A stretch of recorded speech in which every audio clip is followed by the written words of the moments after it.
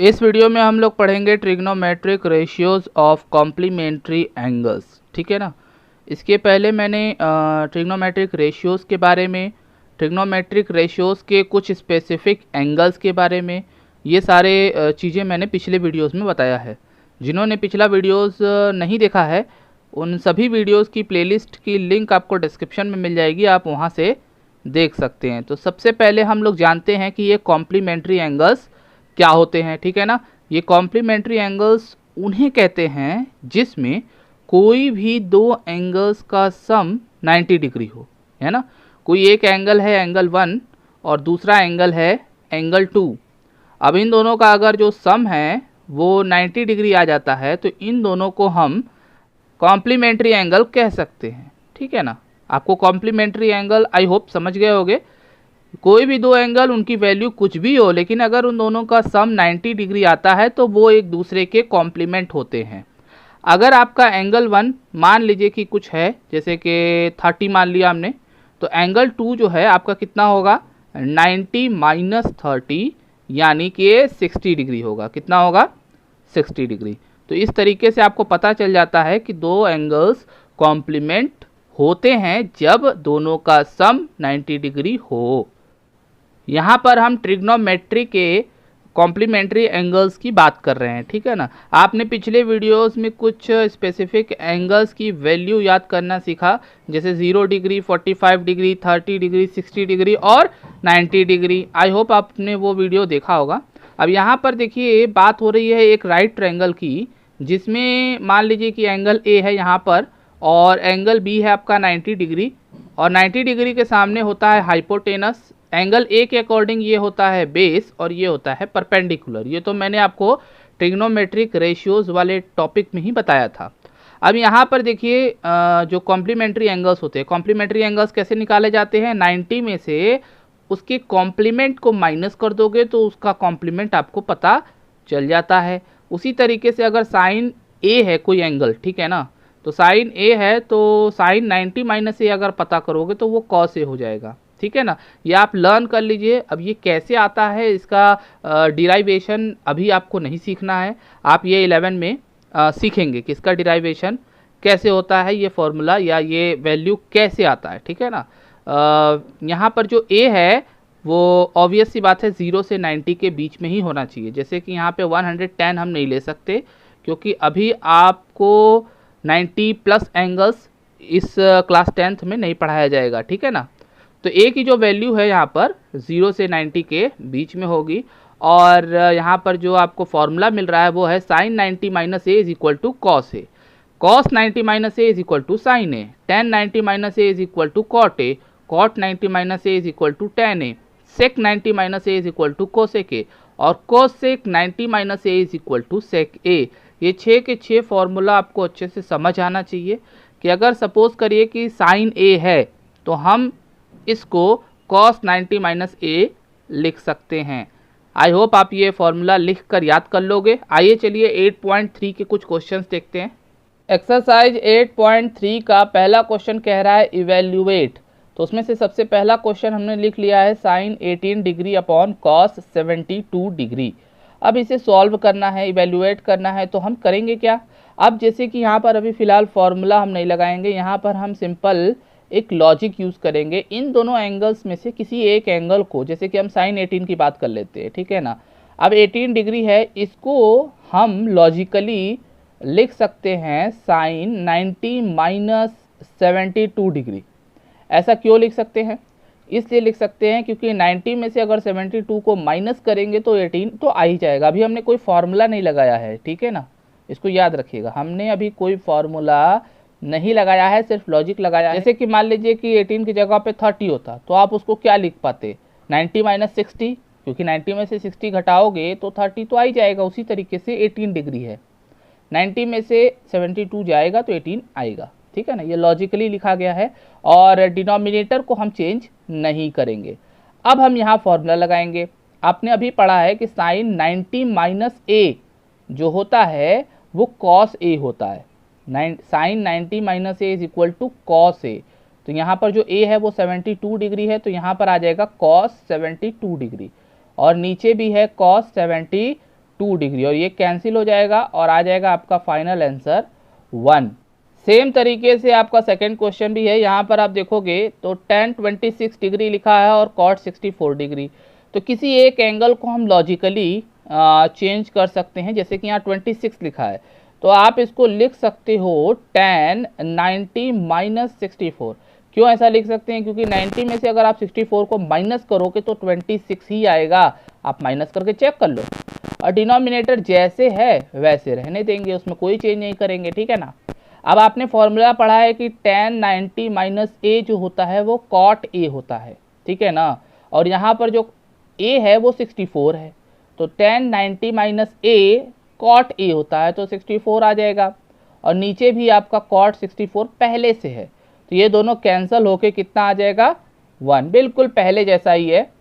Third question है हमारे सामने, लिखा है cos 48 degree minus sin 42 degree.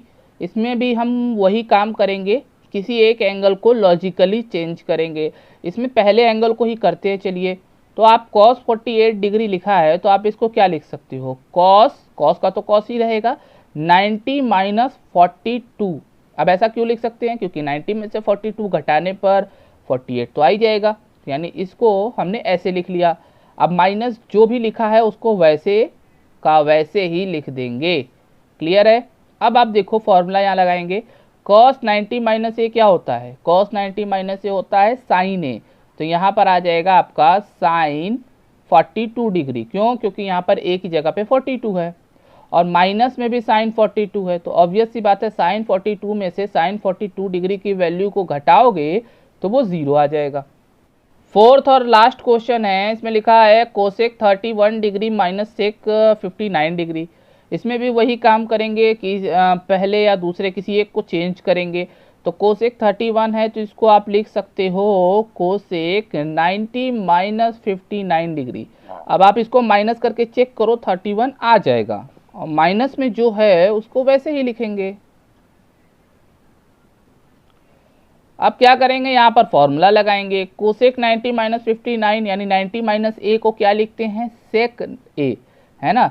Cosec 90 minus ए को लिखा जाता है सेक ए, और ए की जगह पे यहाँ 59 है और माइनस में भी सेक 59 है, तो ये सब्ट्रैक्ट कर दोगे तो आपका 0 आ जाएगा, क्लियर है। सेकेंड क्वेश्चन है, लिखा है शो दैट, दो क्वेश्चन यहाँ पर दिए गए हैं। तो पहला मैंने यहाँ पर नोट कर लिया है और शो करना है, इसका मतलब ये है कि LHS को हम सॉल्व करेंगे, यानी इक्वल के जो लेफ्ट हैंड साइड में है उसको सॉल्व करेंगे, और उसको सॉल्व करने के बाद अगर 1 आ जाता है तो इसका मतलब ये हो जाएगा कि ये ट्रू है, और इसी को हमें शो करना है, यानी LHS is equal to RHS करना है, यानी left hand side is equal to right hand side. तो चलिए लेफ्ट हैंड साइड को हम सॉल्व करते हैं। हमने यहाँ पर लेफ्ट हैंड साइड को लिख लिया है। अब करेंगे क्या, यहाँ पर करने के लिए आपको पहले तो देखिए यहाँ 4 टर्म है, ठीक है ना। तो सबसे पहले दोनों टर्म को आप चेंज करेंगे लॉजिकली, जैसे कि अब तक हम लोग करते आए हैं। तो अब हम इसको क्या लिख सकते हैं, tan 48 डिग्री को लॉजिकली लिख सकते हैं tan 90 माइनस 42 डिग्री, क्योंकि 90 में से 42 को माइनस करेंगे तो 48 तो आ ही जाएगा। उसी तरीके से आप tan 23 को क्या लिख सकते हो, आप इसको लिख सकते हो tan 90 माइनस 67 डिग्री, क्योंकि 90 में से 67 जाएगा तो आपका 23 आ जाएगा।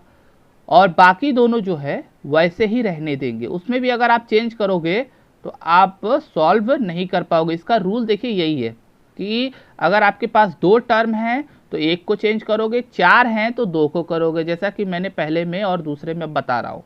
अब आप जानते हो फॉर्मूला लगाना है, tan 90 माइनस ए क्या होता है, cot ए होता है, cot 42 डिग्री। यहाँ पर भी tan 90 माइनस ए हो जाएगा cot ए यानी cot 67 डिग्री। यहाँ पर आपका जो है tan 42 डिग्री और tan 67 डिग्री, आप ये लिख लोगे, इसमें कोई डाउट नहीं है।